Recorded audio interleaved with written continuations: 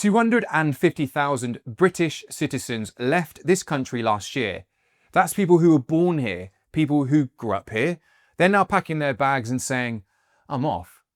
The Office for National Statistics didn't see it coming. They predicted just 77,000. So the reality is 3 times what they expected. And to add to that, 16,500 millionaires leaving Britain in 2025. That's the largest wealth exodus of any country in the world. And you have to ask yourself, what do they know that we don't? So let's have an honest conversation, not about the doom and gloom, not about the politics, just about the hard financial reality of where the UK is heading into 2026 and whether, for some of you, leaving might actually make sense. Let's be honest about where we are. The UK is facing what economists are calling another challenging year. GDP growth forecast for 2026, just 1%. That's pretty anemic. Consumer spending is relatively sluggish. Business investment is weak. The labour market is softening. And household sentiment, it's at historic lows. We've had 15 years of stagnation, ultimately. Real wages haven't really moved on meaningfully since 2008. House prices are at their most unaffordable relative to earnings since Victorian times. And young people are looking at their economic prospects and wondering, what is the point? And to add to that, we're paying the highest level of taxation since World War II. But what's really going on here? What are we actually getting for it? The NHS waiting lists in the tens of millions, the infrastructure crumbling, public services struggling. You're paying more and you're likely getting less. The cost of living crisis is there. Yes, inflation has come down from those peak levels, but prices haven't fallen. They're just rising at a slower rate. And for many families, especially those in kind of middle and low income households, the squeeze just continues. So this is the backdrop. This is the context. And it's into this environment that the government has decided to increase taxes further. Now, the November 2025 budget was supposed to provide clarity. Instead, it confirmed what many of us feared. This government sees business owners and the productive middle group in our society as a piggy bank. As a snapshot, our tax body HMRC essentially is doubling fines and penalties in several areas going into 2026. That includes corporation tax, self-assessments, and VAT filings. And don't forget, we've got employer national insurance increases from last year, and businesses are still reeling from that. The minimum wage has gone up to £12.71. Add inflation, energy costs, and everything else, and you've got small businesses being squeezed incredibly hard from every direction. And then you've got the personal income tax side of it. We've got tax threshold freezes. That's going to continue until 2031. Fiscal drag, pulling more and more people into higher band tax brackets without earning any more in real terms. They've abolished the non-dom status from April 2025. That's a special tax arrangement that lets wealthy foreign residents keep overseas income out of UK tax. It's now gone. And so no surprise, really, those people are starting to leave. The government expected that this would raise around 2.7 billion, but experts suggest that up to 32% of non-doms would actually just leave. And at that point, the policy starts costing money rather than raising it. This is what happens when you treat wealth creators as the enemy. They do leave, and they take their money with them. So now, while the wealthy are leaving, HMRC isn't chasing them, they're coming after you, investing 900 million between 2026 and 2028, specifically on compliance and enforcement, to squeeze every last pound out of taxpayers. HMRC's budget is going from 6 billion to 7 billion over the coming years. They're hiring 6,000 new staff. They're deploying AI for scanning errors, real-time data, tracking for banks, payment processes, and things like crypto exchanges. And who are they targeting? According to HMRC's own data, small businesses now account for 60% of the tax gap, up from 44% 5 years ago. That's not offshore billionaires. That's not complex corporate structures. That's small businesses, sole traders, freelancers, people like you. The message is relatively clear. If you're earning anything outside of PAYE, you are a target and penalties are going to get worse. So who is actually kind of bearing the burden here? The top 1% of earners in this country pay 30% of all income tax. The top 10% pay 60%. These are people funding the NHS, the schools, the roads, the welfare system. And what's their reward? Higher taxes, more enforcement, and being told they're not paying their fair share. Meanwhile, the number of working age people claiming benefits without even having to look for work has gone from 1 million in 2021 to 4 million today. We're told that's because of disability, but has the rate of disability really quadrupled in 4 years? At the same time, the ultra wealthy, the people with teams and multiple passports, they're leaving because they can afford to do so. So who's left holding the bag? The middle, the productive class, the small business owner who employs, let's say, 5 people, a contractor who's worked their way up, a freelancer trying to build something. These are people keeping the lights on. They're being hammered from every direction. Now, there's a reason why people are asking if it's time to leave, because the social contract does feel broken. You work hard, you build something, you try and do the right things, and the system punishes you while giving others a free pass. So if you're seriously thinking about leaving, where do you actually go? Dubai and the UAE, the number one kind of destination right now. 0 personal income tax, no capital gains tax, no inheritance tax. 100,000 salary in the UK might leave you, let's say, 65,000 after tax. In Dubai, you keep the full 100 grand. Corporate tax is 0% up to around 80,000 of profit, then 9% above that. That's still massively lower than the UK's 19 to 25%. Set up in a free zone, you might pay nothing at all on qualifying income. Let's think about the lifestyle, year-round sunshine, world-class infrastructure. English widely spoken, they're 4 hours ahead of the UK, so you can still work with British clients. But there is a catch. Dubai isn't cheap. Rent for a decent apartment is anywhere between 1,500 to 3,000 a month. Many landlords want the whole year up front. There is no NHS. You need private health insurance. That's expensive, between 500 and 700 potentially. Then you've got international schools. That's 5 to 25,000 per child per year.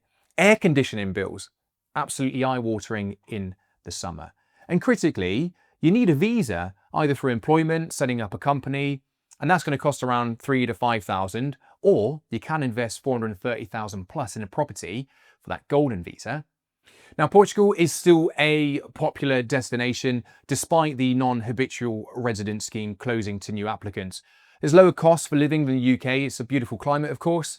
Well-established expat community. The golden visa requirement is a minimum of €250,000 investment. Standard tax rates can go up to 48%, but there is various reliefs and the lifestyle trade-offs are very attractive. It is closer to home, the similar kind of culture for the European side of things, and you can just hop on a plane for a couple of hours. Now, there's also Monaco. This is 0 income tax, but you do need to have serious money to live there. It's more of the VIP option, right? There's Singapore, top marginal rate around 24%. Foreign income often exempt. It's business friendly, it's safe, but expensive and relatively far from home. There's also Malta, which is English speaking, EU member. Various tax incentive schemes, Mediterranean lifestyle without being too far. Let's get practical. If you're running a business, what could leaving the UK actually mean financially? Let's say that you're a consultant earning 150,000 through a limited company, and that's in the UK. After corporation tax and dividend tax, you're looking at taking home around 100,000 up to 110,000, depending on how you structure things. In Dubai, close to the 450,000. Now that would be potentially, 40 or 50,000 difference that covers a lot of those higher living costs. It's the difference between potentially surviving and actually building wealth. You've got to consider digital businesses, consultants and remote workers. The maths can be more compelling there because if your clients are international and you can work from anywhere, your income gain could be quite substantial. The tax savings could generally transform your financial position.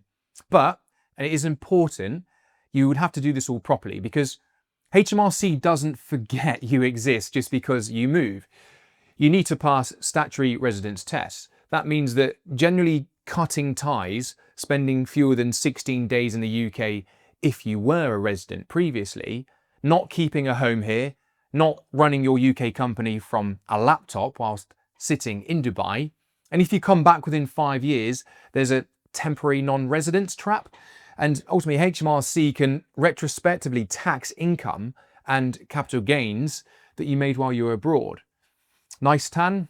Now give us some tax. And even after you left, UK income sources such as rental, properties, dividends from UK companies, pensions, they're likely still taxable here. You don't escape entirely, you just reduce your overall burden. So now let's go through some arguments both for and against. Now let's start with for. Leaving the UK could potentially give you greater financial efficiency. The tax savings might be substantial if you're a high earner. We're talking tens of thousands of pounds annually. That's wealth you can actually build, invest, pass on. We got quality of life, better weather, better infrastructure. In many places, there's less grinding that comes with the UK life. You know, the housing costs, the commuting, the general sense of, managed decline, I'd suppose. It's an overall less hostile environment. Now, many countries actively encourage and want to push entrepreneurs, wealth creators. They roll the red carpet out instead of kind of treating them as, just cash cows. You've got to think about future-proofing. If the UK continues on its current trajectory, higher taxes, more enforcement, weaker growth, getting out now rather than waiting until it's too late might be a smart move. But now let's talk about arguments against leaving the UK. Family and roots. Your parents live here. Your friends are here. Your children might be in school. There's a cost to leaving that can't be measured in just pounds. The hidden costs. Tax-free doesn't mean cheap. When you factor in health insurance, schooling, higher rents and everything else, the savings aren't always as dramatic as they might first appear. Then you've got to think about UK ties. If you're a UK business, if your clients are here, if your network is here, leaving might damage your earning potential. Being in a different time zone, missing potential relationships, losing local market knowledge, these things do matter. And you've got to think, it's not forever. Political situations change, tax regimes change. Dubai is introducing corporate tax. Portugal ended NHR. What's attractive today might not be attractive in 5 years' time. You could end up just chasing this tax efficiency all over the globe. And there is something else, duty and belonging. This is our home. Our ancestors built it. Some people feel that leaving, especially when times are hard, is abandoning the ship when you should be staying to fix things. So where does this all leave you? Listen, I'm not going to tell you to leave the UK. I'm not going to tell you to stay. This is a deeply personal decision that depends on your circumstances, your family, your values, your risk tolerance. What I will say is this. I believe that we do have a duty to contribute to our society, any society that we live in, to pay our taxes, to follow the rules, to fuel the economy and the communities that raised us and support us. But if that society turns its back on you, if the government treats you like a target rather than a contributor, if the system punishes success while rewarding inaction, if you're expected to carry an ever-increasing burden while the services you're paying for are getting worse and worse, why wouldn't you consider leaving? It's not selfishness, that's self-preservation. You have a duty to your family first, to give your children the best opportunities, to build a life that you want and you're working towards. And if this country makes that necessarily hard, looking at an alternative option isn't betrayal, it's rational. 250,000 British people made that decision last year. Thousands more are thinking about it right now. And if the current trajectory continues, that number is only going to grow. The question isn't really, should you leave? The question is, what would have to change for you to stay? And is that change actually going to happen?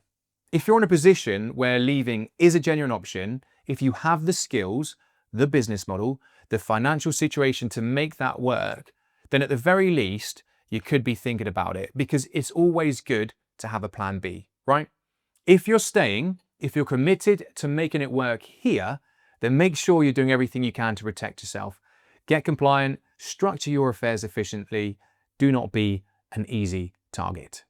Now, if you found this useful, hit the like button. It generally helps the channel. Subscribe if you haven't already, because we're going to be covering a lot more when it comes to tax, HMRC enforcement, and the overall landscape heading into 2026.